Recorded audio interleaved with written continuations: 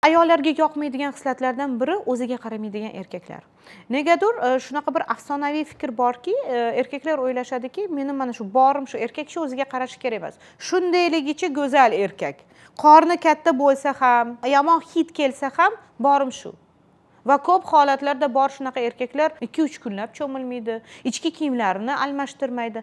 Ha, albatta kechirasiz, juda maydalashgan gap ketyapti. Lekin taqvodor bo'lgan yoki ibodatli bo'lgan erkaklar haqida gap ketmayapti. Mana bizning dinimizni mukammalligi ham aslida shunda. Bizda dinimizdan ham berilgan bu, to'g'rimi?